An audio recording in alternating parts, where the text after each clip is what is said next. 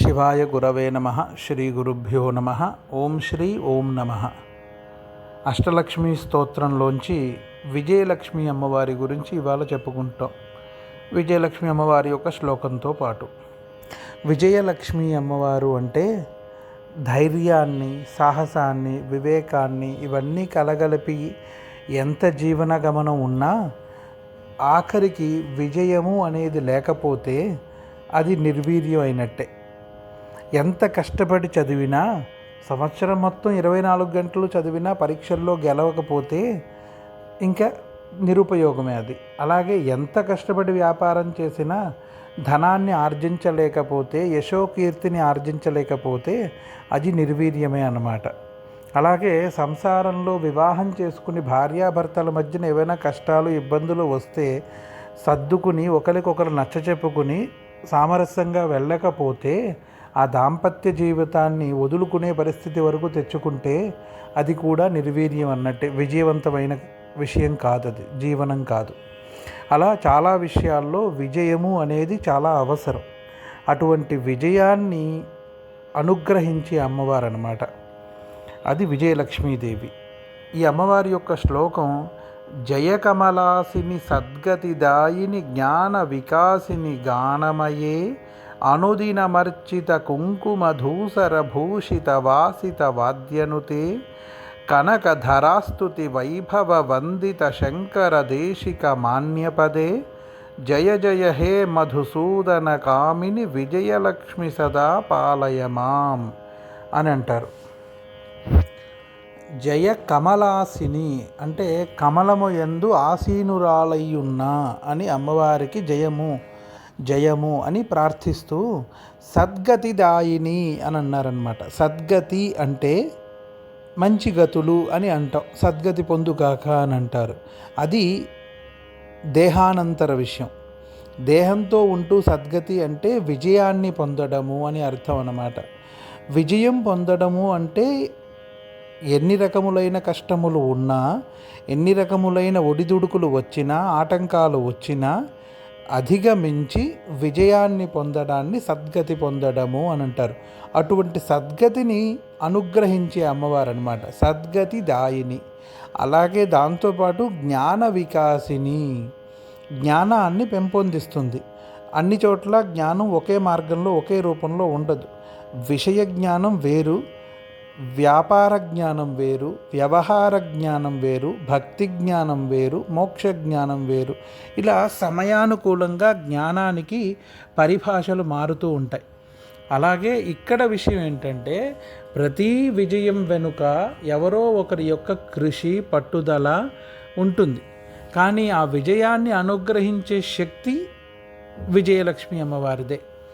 నేను విజయం పొందాను నా జీవితంలో, వ్యాపారంలో అంటే దానికి నా యొక్క బుద్ధిబలము, వివేకత్వము, ధైర్యము ఎంత విశేషమో, అలాగే నా వెనకాల ఉండి నన్ను నడిపించిన నా తల్లి కానీ, భార్య కానీ, పిల్లలు కానీ, బంధువులు కానీ, మిత్రులు కానీ, ఉద్యోగులు కానీ, వీళ్ళందరి యొక్క సహకారము కూడా అంతే విశేషమైనది. ఇవన్నీ ఎన్ని ఉన్నా ఆ గతి, విజయం పొందిన తర్వాత ఒక జ్ఞానం అనేది ఉండాలి. అది చాలామందికి నశిస్తుంది. ఎందుకంటే గెలిచిన తర్వాత ఆ జ్ఞానాన్ని అజ్ఞానంగా మార్చే విషయాలు చాలా జరుగుతాయి చుట్టుపక్కల. నా వల్లే జరిగింది, నేనే చేశాను అనే విషయానికి వచ్చేస్తారు. అయ్యేంత వరకు కాళ్ళు పట్టుకుని, అయిన తర్వాత జుట్టు పట్టుకునే రకాలుగా మారిపోతారు చాలామంది.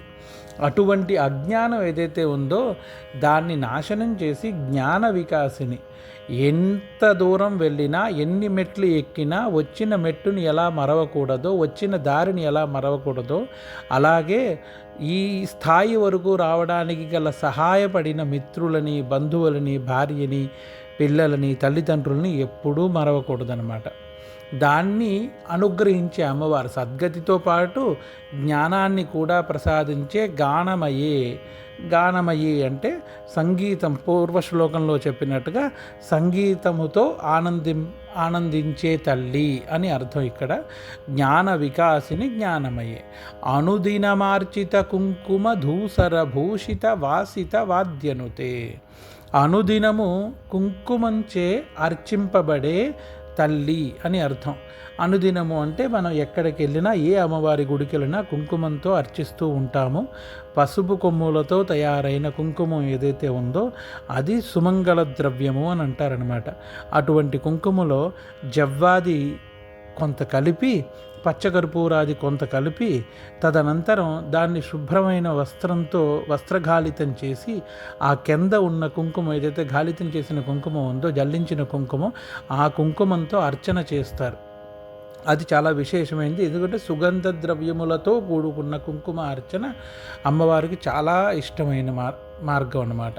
అమ్మవారిని సంతృప్తి చెందడానికి, అమ్మవారి యొక్క అనుగ్రహం పొందడానికి చిన్న అమ్మవారి యొక్క 24 నామాలు ఉన్న లక్ష్మీ నామావళి ఏదైతే ఉందో, చతుర్వింశతి నామావళి అని, అలాంటిదైనా లేదు, అష్టోత్తర శతనామావళి అని లేదు, సహస్రనామావళి, ఇవన్నీ ఏది కుదరకపోతే 8 సార్లు మనం చేస్తున్న జపం ఏదైతే ఉందో, ఓం శ్రీ ఓం నమః అనేది, దాన్ని 8 సార్లు చెప్తూ ఒక చిటికెడు కుంకుమ వేసినా ఆ కుంకుమార్చన చాలా విశేషమైనదన్నమాట.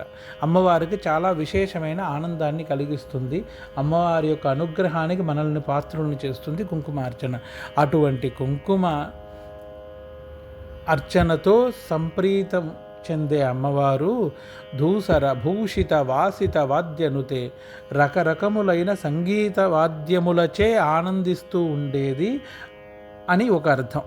అలాగే ఇక్కడ ప్రధానమైన కారణం చెప్పడానికి ఏంటంటే, ఇంతకుముందు లక్ష్మీ అవతారం గురించి చెప్పుకుంటూ సంగీత సప్తస్వరాలకి అమ్మవారు ఎలా అయితే మార్గదర్శకురాలో, మూల మంత్రశక్తో, అలాగే ఇక్కడ కూడా సంగీతానికి ఆధారం చెప్పడానికి కారణం కనకధారాస్తుతి వైభవ వందిత, కనకధారాస్తుతిచే నమస్కరింపబడ్డ శంకరుడిచే, శంకరుడు అంటే శంకర దేశిక మాన్యపదే అని అంటారు. మాన్యపదే అంటే శంకర దేశికుడు అంటే ఆదిశంకరాచార్య స్వామి. కానీ ఆదిశంకరాచార్య స్వామి అనేది మనం ఈ దృష్టితో అనుకున్నా, వేదం ముందరే చెప్పింది ఆదిశంకర రూపంలో వచ్చేది స్వయం ఈశ్వరుడే అని. ఆ ఈశ్వరుడిచే ఆరాధింపబడ్డ, అది కూడా స్తోత్ర రూపంలో ఆధారింపబడ్డ అంగం హరే పులకభూషణమాశ్రయంతీం భృంగాంగనేవ ముకులాభరణంతమాలం అంగీకృత అఖిల విభూతిరపాంగలీలా మాంగళ్యదాస్తు మమ మంగళ దేవతాయా అని చాలా విశేషమైన శ్లోకాలతో కూడినది. ఇంతకుముందు మనం కనకధారా స్తోత్రం గురించి కూడా మన దాంట్లో చెప్పుకున్నాం.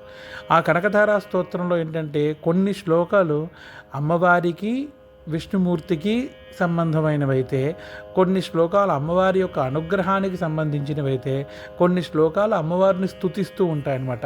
ప్రతి శ్లోకానికి స్వరం కూడా మారుతూ ఉంటుంది. అలా సంగీత వాద్యాన్ని ఆస్వాదిస్తూ ఉండే అమ్మవారు కనకధారా స్తుతిచే పరిపూర్ణమైన ఆనందానికి లోనవుతుందిట. అందుకని కనకధారా స్తోత్రం నిత్యము పారాయణం చేసేవారి అంటే లక్ష్మీ కృప ఎల్లప్పుడూ ఉంటుంది అని అంటారు. అటువంటి మహాలక్ష్మి అమ్మవారైన విజయలక్ష్మి అమ్మవారిని జయ జయ హే మధుసూదన కామిని విజయలక్ష్మి సదా పాలయమ, విజయలక్ష్మీదేవి సదా నన్ను రక్షించు తల్లి, అన్ని వేళల యందు, అన్ని చోట్ల యందు, అన్ని కార్యముల యందు నాకు విజయాన్ని చేకూర్చు అని. ఈ అష్టలక్ష్మీ స్తోత్రంలో ప్రతి లక్ష్మీదేవికి ఒక విశేషమైన రూపం ఉంది.